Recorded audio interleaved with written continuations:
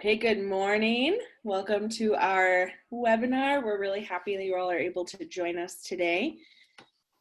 Today, we're going to talk about 6 powerful strategies to help increase business resiliency and a little bit about us. I'm Ashley. And I'm Ariana. And we are the co-founders and holistic solution strategists for Paradoxum Consulting. So to share a little bit about Paradoxum, if you're unfamiliar with us, we are a business consulting company and we focus on holistic sustainability. And sometimes that gets like a cool, but what reaction? As one of our dear friends said and summed up super well, we basically infuse sustainability into the core of businesses and make it profitable in the process.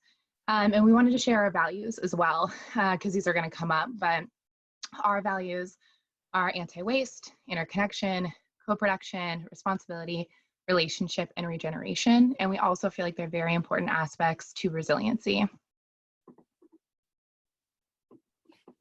So what is resiliency? If you guys have seen our business resiliency series, you'll notice that we ask each person that we talk to what their definition is. And so we thought it would be appropriate if we also came up with one for the purpose of this.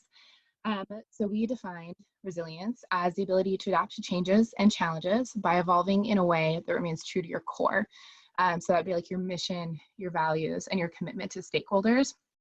And that core aspect, that having something, Dana, her stuff isn't out yet actually, but she frames it more as roots, and core comes up quite a bit. So what are those, that core guiding piece, so mission, values, and commitments to stakeholders. And in addition to defining resiliency, we felt like it would be helpful to look at resiliency in action. So it's been really inspiring to see and to hear about community members and businesses demonstrating resiliency during this difficult time that we're in. And we as a business are working on sharing more about us and our story. So we wanted to provide an example of how we have used resiliency in the last month or so in response to COVID-19. So prior to all of that, we had been focusing on providing business sustainability and systems audits. And since all of this happened, we recognized that we needed to change our focus a little bit and to provide a different type of service for our clients and for the community. And so the first thing that we did is we offered a free live webinar, Strategic and Creative Responses to COVID-19. And some of you were on that webinar, so thank you so much for coming back. And we really enjoyed that as an opportunity to connect with everyone and to just come together as a community. And so it inspired us to create and launch our business resiliency video series, where we have the opportunity to sit down with business owners and leaders and talk about what resiliency looks like for them in their field, and also their top tips for resiliency. If you have not heard of it or checked it out already, we would love it if you would check it out on our YouTube channel. I'll send out a link as a follow-up to this webinar. And then something we're going to talk a little bit more about later is that we are getting ready to launch an online course called Business Redesign for Resiliency. And what that has allowed us to do is to kind of put all of our knowledge and our best resources in one spot to make it tangible for folks needing that extra infusion of resiliency. And so for this webinar, we have identified 6 strategies to help increase resiliency, and we've broken them out into 2 categories. And the first category is harnessing the power of focused energy.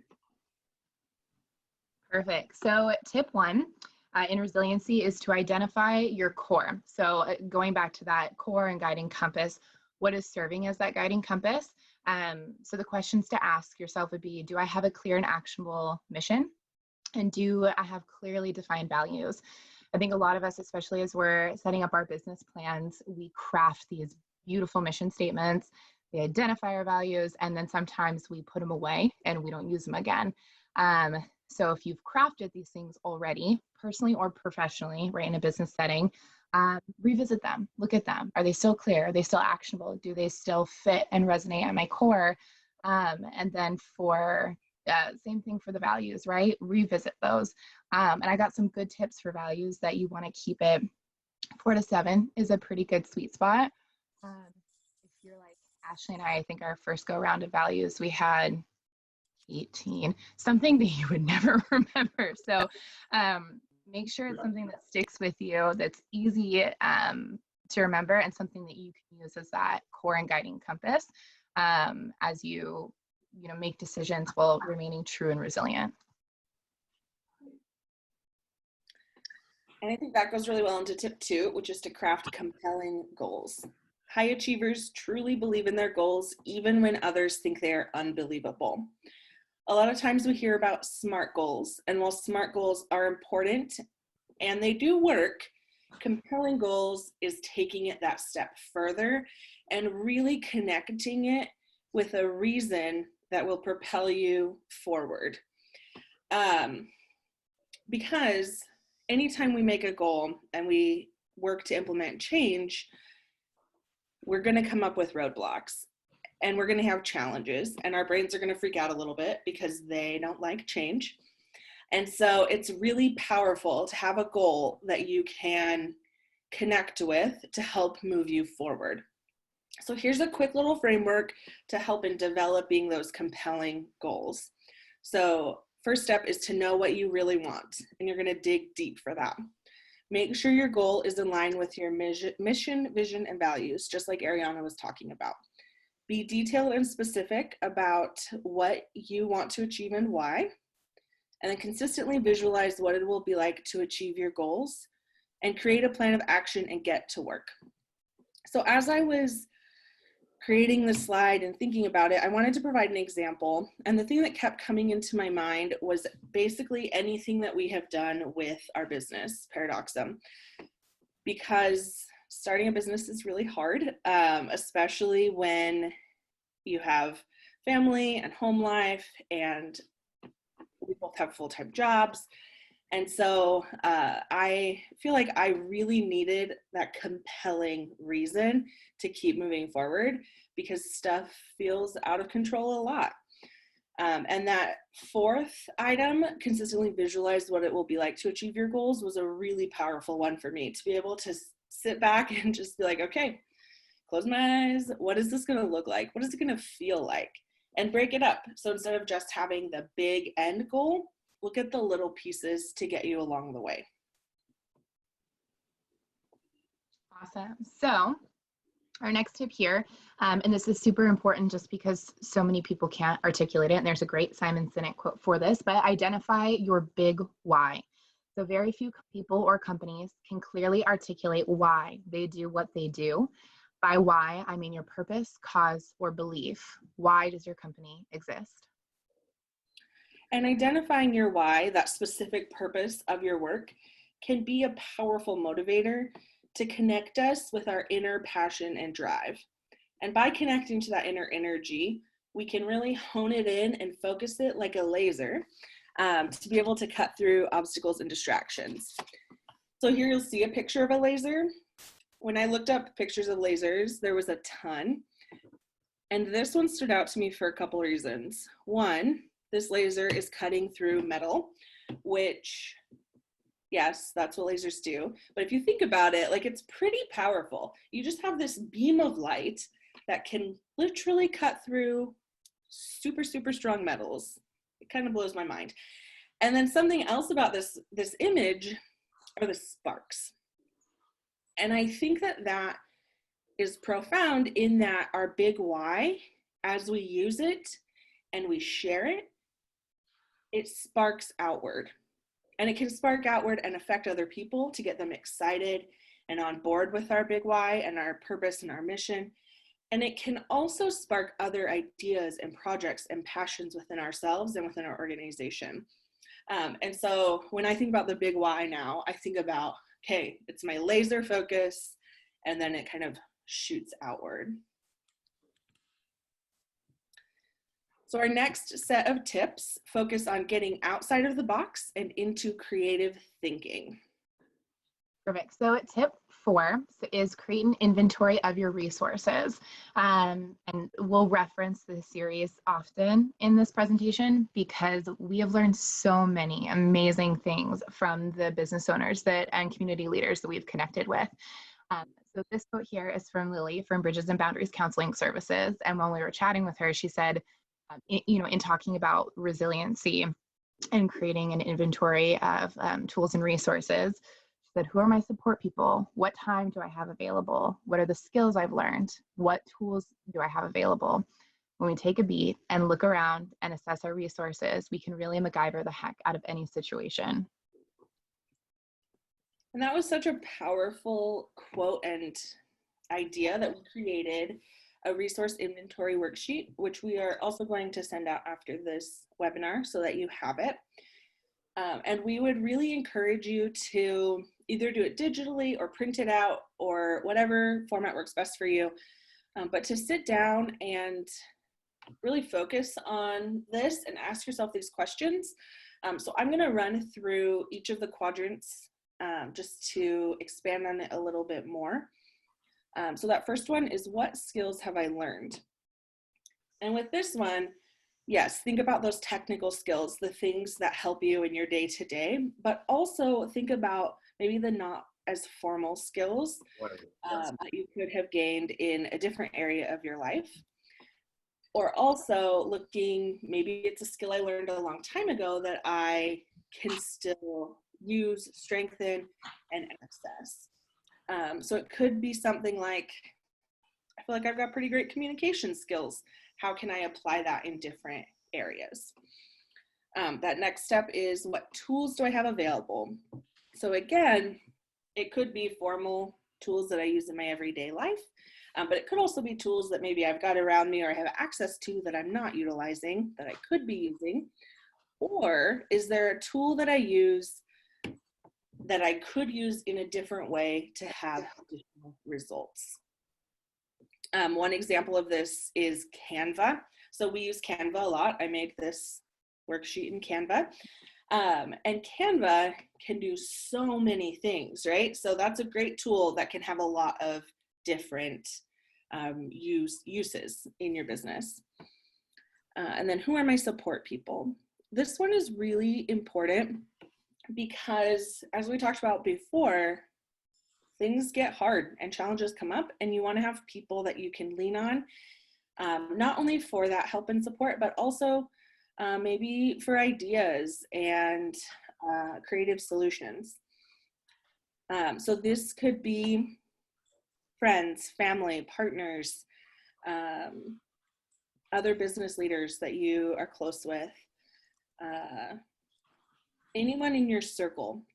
And if you feel like you don't really have a big circle or you don't have a strong support net, it could be a good time to ask yourself, how can I increase that? Who's one person I could reach out to start developing a relationship with to grow my support? And then this last one, which I think is a really powerful one, is, what time do I have available? So what this can look like is, let me back up. So why this can be powerful is oftentimes we have time that I call it dead time like in between other tasks, or time that we just don't even realize we have. And by identifying that time, we can use that time. So let's say I've got 10 minutes between tasks. Okay, I can't dig into a huge project, but maybe I could tackle a couple emails, or maybe I could research this thing that I've been putting off. Just taking little bites out of our to-do list can leverage our time to create more opportunities later, and to help us feel less overwhelmed. And then at the bottom of the worksheet, there'll be a key takeaways and next steps. And that is a really helpful way to kind of wrap up all of the brainstorm that you have from up above and identify, all right, so here's the resources I have available. How can I use them to help solve the challenges I'm currently struggling with? So tip 5 is to identify stakeholders. And this section of tips is all about thinking outside of the box. So when we typically think of identifying stakeholders, we might not connect it to resiliency, but it is very connected because our stakeholders are invested in us and in our business, and we can rely on them during difficult times. And especially when we talk about our core, their stakeholders are an integral part of that. So I'm going to ask for some participation. If you could pull up the chat box. And I know we're all in different fields and sectors, but we all have stakeholders. And if you could just start typing who some of your stakeholders are. All right, thank you, Michael. Small business owners, elected officials, artists. Who else? Clients, yes. DSHS staff, Goodwill staff. And so those are, right, government partners, nonprofit partners, nonprofit leaders, donors, sponsors. Perfect. If more things come to you, just keep putting it in the chat because we all have access to that. Okay, so what you guys will see here is our stakeholder model. So it's kind of a nice way to think about it too. So it breaks it down into 5 key stakeholder groups. So we'll just walk through like an example. So if I'm a coffee shop, right, my customers are the ones who come in, purchase coffee from me. My community, if I'm a coffee shop in, East Tacoma, I might define my community as East Tacoma, the larger Tacoma area, maybe Pierce County. Maybe I have a lot of people that come in and visit me. Investors. So if you don't have investors in the traditional sense, that really could be anyone who invests, time, energy, or money into your business. So that could even be like a spouse or a partner. And then co-creators and employees. So the ones that you have working for you. And then earth. So if I'm a coffee shop, and earth is like environments and environmental impact. If I'm a coffee shop, I may really look at the impact on the environment and the earth that I'm having, where my business is located. Or I might take that a step further. If I'm getting beans from another part of the world, I may also think about, well, what's the impact of the sourcing of that resource there and my supply chain? And just like Ashley said, right, this stakeholder model is really cool. And we've seen it a lot in the folks that we've been talking to, is that when you are really put in a position where you have to be resilient, like many businesses have been, and find a way to pivot, really understanding who your stakeholders are and how you want to serve them, it can be really powerful in helping you make those next decisions in what you're going to do next or how you're going to pivot, while still remaining true to that core of who you are. We have another activity for you. So tip 6 is to change your perspective. And what we are going to do is we are going to draw our process for how we make toast. So grab a piece of paper and a writing utensil. If you don't have those available, because we did not give you a heads up about that, you can use like the Notes app in your phone or a document on your computer to very descriptively write your process of how you make toast in a way that if you read it to me, I could see everything in my head. If you are drawing, go ahead and draw it just as detailed as you can. There's no judgment on artistic abilities. And again, just that process for how you make toast. Yeah, we want to aim for like slightly better than IKEA instructions, if that helps. Yeah, so like if you gave it to one of us, we could make toast exactly how you make it. So I'm going to play some music so we don't just sit here quietly in weird silence. And then we'll bring you back when the music is over. Here comes the sun. Here comes the sun. So we'll kind of open it up if anyone wants to and feels comfortable. If you want to, turn on your camera and maybe show us what your toast look like, we'd love to see it. Okay, got the instructions. Ooh. So take the toaster out of the cupboard, plug in the toaster, take bread out from fridge. Okay, putting bread in the fridge. Now everyone does that. Interesting. Take bread out of packaging, it pre-sliced. So these are thorough. Pre-sliced, put a slice or two in the toaster. If not pre-sliced, cut the bread to your desired thickness, adjusting the setting on the toaster to desired toasting level. Pull the lever down, begin toasting. While waiting for the bread to toast, grab a plate. Okay, ran out of time. Okay. I can totally see it in my head, and I love that the options. Good. I see Tiffany. Can you see it? I can, yeah. My drawing of like a loaf of bread and then taking out the piece, putting it in the toaster, pops up, puts it on a plate, gets some butter and jam, and then eat it. That's my instructions. Yes. I love it. That was fun.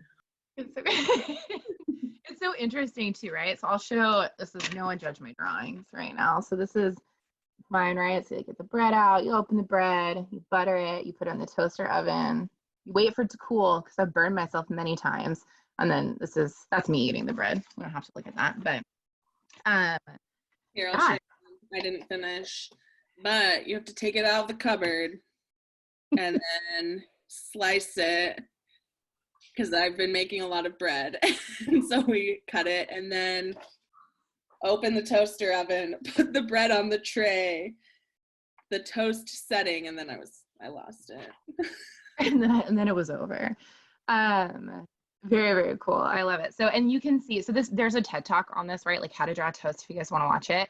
And on the slide, you can kind of see different examples of what some other folks put together as well. And you guys, some of you may be wondering, like, what does drawing toast have to do with changing your perspective?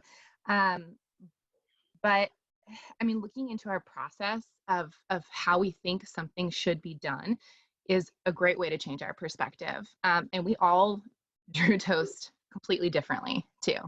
So seeing how the system works together allows us to identify the pieces and the processes. So in our perspective of how we think toast should be made. So now when I'm missing a tool, maybe my toaster has now broken, looking at this process and being able to find substitutions and to continue to be able to make my toast can be a form of resiliency. And when you do it in a group setting like this, it's super cool because not only do you get to break down your own process and see the nodes and the pieces, but you see others as well. And you get, ideas around like how they might do it. And sometimes other people make toast better than you. And it's cool to be able to incorporate those ideas and to come up with a stronger or better process, or to change your process if it's not working anymore.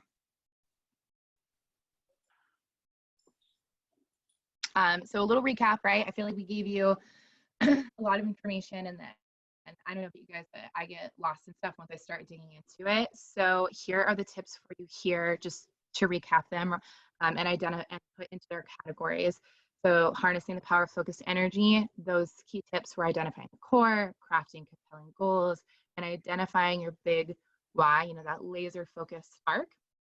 And then the last three were getting outside of the box and into creative thinking. So spending that time, right? And you can totally, Ash is going to send it out, but use the organizer, create an inventory of those resources that you have, identify your stakeholders, right? People who are part of your core and in your corner, and then look at your perspective or your processes and change some of them, especially the ones that aren't working so well right now. Awesome.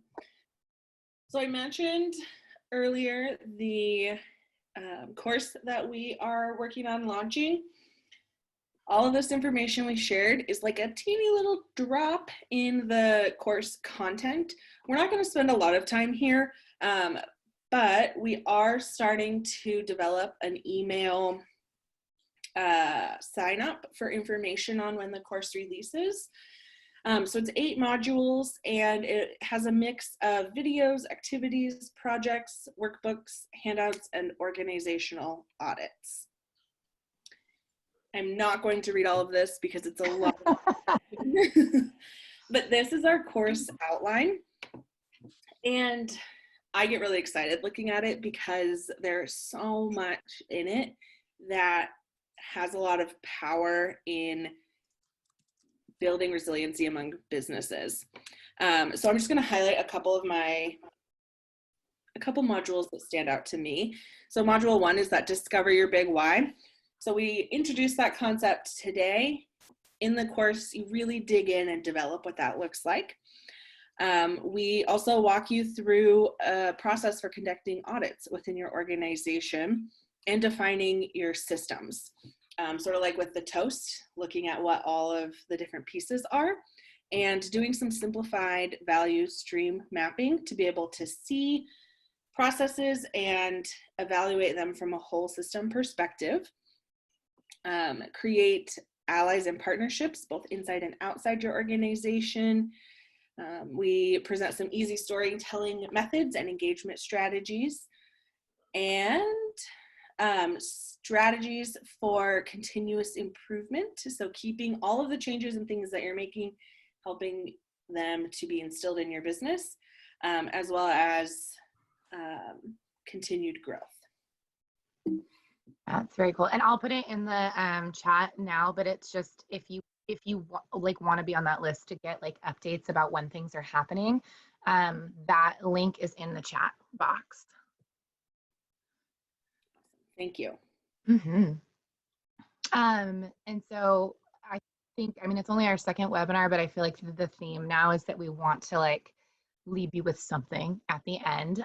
So this something, because we gave a lot of different tips, and I think even if you can just focus on one, that's awesome, right? There are a lot of great ways to build and develop resiliency. I think as we've done the series, and just like the nature of, especially when you're in crisis, it's hard to remember, even 6 tips, regardless of how simple or easy they are to use. And so it's nice just to have a poignant question or phrase or affirmation to kind of get you back into that space. So when we were talking with Christina from A Drop in the Ocean, and you can see it in the Business Resiliency interviews, hers is posted on the YouTube channel. She tells a story and then poses this question of resiliency, and that's how can we be more like mangroves? And for those that haven't seen it, the mangroves, when they confront a growing limitation, like if they start to grow like into the side of a mountain, instead of growing this way, they will now grow vertically. So they're very resilient species of tree. And so we realized that that's probably, this might not be the most powerful example for everyone, right? Like we all have different things that come to mind when we think of resiliency. So for me, and this is going to sound super weird, but I really like tardigrades. I think they're one of the most resilient, amazing, adorable microscopic creatures. They're also known as water bears or moss piglets. So in moments of feeling like I need to pivot or be resilient, or that I've come up against the wall, my question might be, in this moment, how can I be more like a water bear? And that will mean something to me. That will not mean something to everybody else. So if we can open it back up, because we have a little bit of time, what is, like an embodiment or an example of resiliency that you guys can think of, and how could you pose that as a question to yourself? So I think for me, the analogies are really helpful.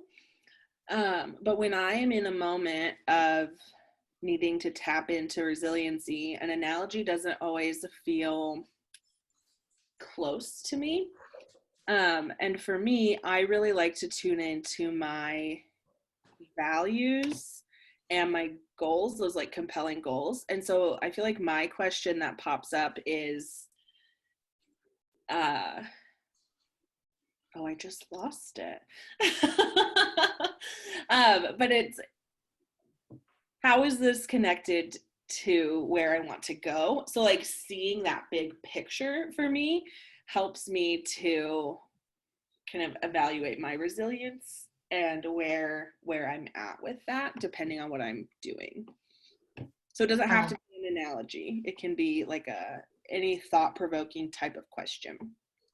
Yeah, and when we've discussed it before, it's come up as a person for people sometimes too, right? How can I be more like someone that they view as being really strong and resilient? Oh, cool. The first thing that comes to mind are plants that go dormant when conditions aren't ideal. That's awesome. There was, and it'll come up when Dana's episode comes out. But she talks a lot about, I mean, and she works in noxious weeds, so it's weed related, but like the great ability of these weeds to kind of cling into different places and really utilize their root system to remain strong and in place, even when, from a weed perspective, right, we don't want them there. But I love that. I think plants are an amazing example of resiliency. I recently learned about a plant called skunk cabbage, and not the variation here, but the one on the East Coast can do this really cool thing where during the winters, when it gets super cold, it's freezing, it's snowing, the plant itself can actually heat up to 100 degrees to attract beetles, which are their main pollinators. And I didn't even know a plant could do that. And I think that is an amazing adaptation and form of resiliency. I don't know if my question to myself would be like, how can I be more like a skunk cabbage? Because that doesn't feel super motivating, but I think it's a cool example. Plants also put out tons of seeds because they know that not every seed will grow and flourish. So seeds could be ideas. Love that. Ooh, yeah. And the thing I like about the vision of when a plant goes dormant is it's almost like it's that protective reaction. And then when conditions adjust, like they're able to flourish and they still have that like that root system too. So I think that's super powerful because sometimes like we need to go dormant for a little bit, right? We have to retreat inside. Cheryl said, I do love the water bears analogy. They can go to space, be frozen, and still come back strong. This is true. They're amazing. Amazing. Yeah. It's why, and they're really cute in like a gross, weird kind of way, but they're super cute. Very, very cool. Well, I mean, and something to think about, right? Not that I realized we didn't prep you guys. we just sprung a lot of stuff on you. Like, let's draw toast and think about this like really intense question. It definitely is something to sit with and think about. And right, so we have our contact info here, right? Our email, Facebook, Instagram, and then our contact information on our website. But before we close it out, I just wanted to see if you guys had any comments, any other questions, or anything about resiliency that you wanted to add.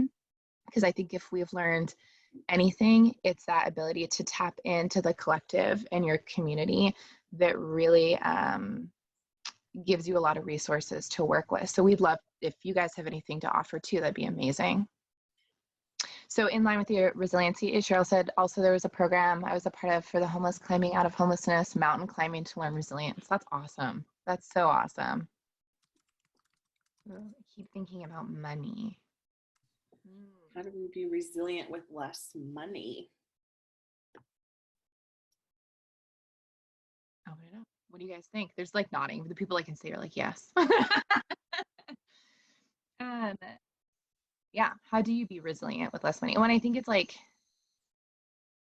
because you're talking about like in the business sense, right? Like I'm now put in a position where, you know, I have less money than I did before to invest in my business, or I have less of my revenue coming in. So where do I go from there? Is that kind of where you're at with it? And it doesn't need to be answered, just a question for future thinking. I love it.